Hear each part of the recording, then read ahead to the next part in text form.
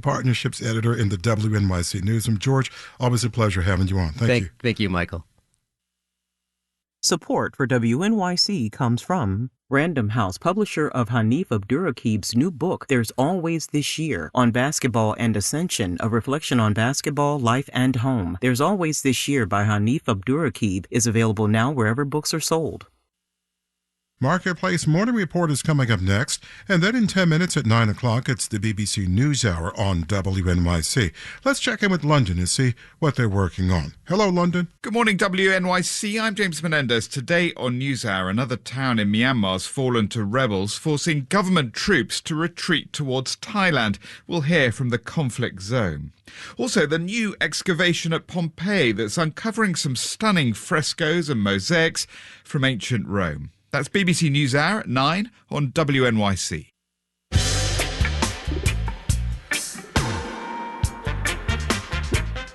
It's 8:51. We have 52 degrees with light rain. Late afternoon showers, cloudy and 65 for a high today. And then tomorrow, showers likely and possibly a thunderstorm.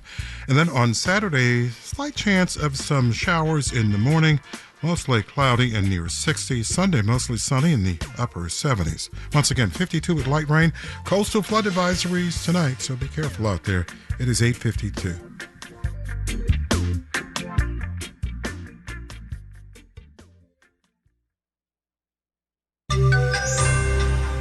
Meta tries out a new feature to protect teens. Marketplace Morning Report is supported by Progressive Insurance. The Name Your Price tool provides a range of coverage options. Progressive.com. Price and coverage match limited by state law. And by Schwab, helping people invest in ideas they believe in with Schwab investing themes, with more than 40 themes to choose from. More at Schwab.com. From Marketplace, I'm Sabri Benishore, in for David Brancaccio.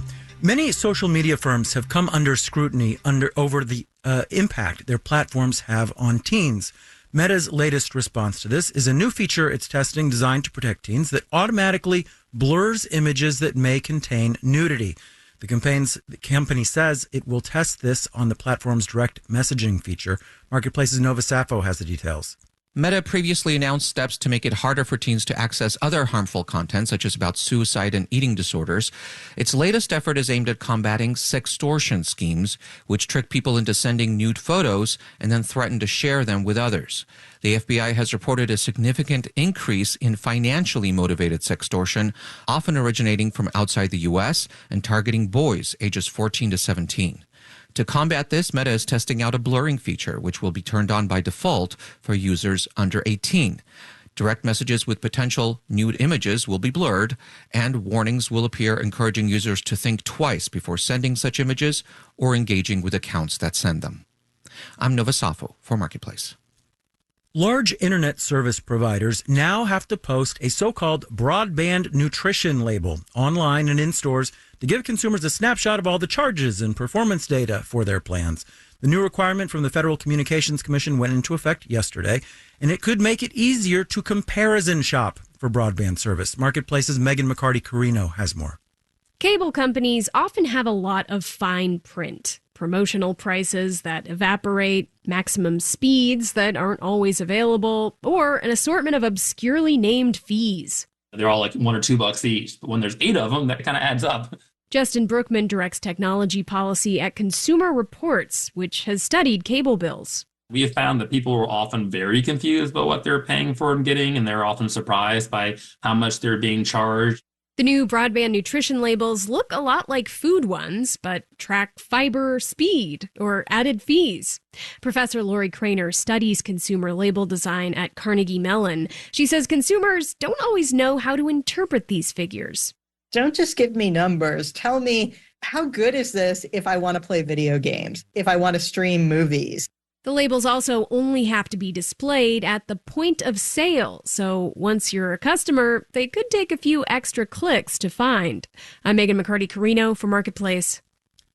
All right, let's do the numbers. The FTSE in London is down 0.2%. Dow futures are pretty much flat. NASDAQ futures are up 0.1%. S&P futures also pretty much flat. The yield on the 10-year Treasury is 4.536%, And one more number for you, 5.55%. That is the highest interest rate on a savings account in the country, according to the Deposits Accounts website. It's being offered by New York Community Bank Corp. That's the regional lender that needed a $1 billion lifeline last month. According to Deposit Accounts, that high rate could be a sign the bank is still under pressure. Marketplace Morning Report is supported by Bitwarden, the password manager with autofill to streamline login where there are too many passwords to remember.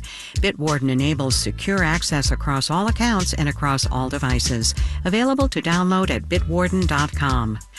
And by C3 Generative AI, verified, traceable answers, secure, hallucination-free, LLM-agnostic, IP liability-free. Learn more at c3.ai. The audit, tax, and advisory firm KPMG is out with its annual CEO Outlook Pulse survey. The data is taken from 100 CEOs who head up large companies in the U.S. Here to tell us about the top findings is KPMG's U.S. CEO Paul Knopp with Marketplace's David Brancaccio. So not what my Latin teacher would have called a plebiscite, but a survey of captains of business. As a CEO reading data from the other CEOs, what stood out for you? Well, certainly the strong confidence and growth prospects for the businesses that these CEOs run, along with their confidence in the U.S. economy, continues to stand out in the face of a lot of uncertainties and risks that we're looking at right now. You know, the fact that 72% of CEOs, David, said that they're going to be modestly or significantly increasing hiring over the next 12 months, I think was really promising news. You know, the information around generative AI that's presented by this survey, the confidence CEOs have in that technology and how it's going to help them be more efficient in the future, along with driving value in their businesses, is really interesting too. I mean, it says responsible use of AI. They're not scared at the same time? Well, there are certainly a lot of risk with generative AI. And, you know, you think about cyber events, you think about hallucinations, misinformation, disinformation. That's all top of mind for business leaders. At the same time, they recognize it's a transformative technology, and it's going to drive real value for customers. It's going to upskill their employees. It's going to give them the opportunity to create new business models, new revenue streams, and certainly make their operations more efficient. So a lot of promise when it comes to generative AI for the long term. On the topic of environmental, social, and governance initiatives that companies wrestle with, ESG, I mean, these were often cited in the data here as something that takes up some mind share of CEOs. It looks like many expect to see returns on these investments. Absolutely. So CEOs are trying to ensure that they're integrating ESG measures into their business strategies to ensure that they make their operations more efficient and they attract more customer and employee loyalty. So CEOs continue to see sustainability as really important to their future. And back to this idea of enormous amount of confidence among these CEOs in such an uncertain world, that is surprising. I mean, look, in the U.S., we have a big election. India, massive economy, has a big election coming up in a matter of weeks. I think the UK, there are other elections. That's just mentioning a few of the uncertainties, right? Well, there are a lot of concerns out there, but I think CEOs have also acknowledged that over the last 4 years, there have been a lot of risks and uncertainties, and they've navigated those well. Businesses have been very resilient. So I think CEOs are feeling very comfortable putting together playbooks to address almost any risk that's out there today. It's called the Outlook Pulse Survey. Paul Knopp is KPMG's U.S. CEO. Thank you very much. Great visiting with you today, David. Thank you. In New York, I'm Sabri Ben-Achour, and this is the Marketplace Morning Report. From APM, American Public Media.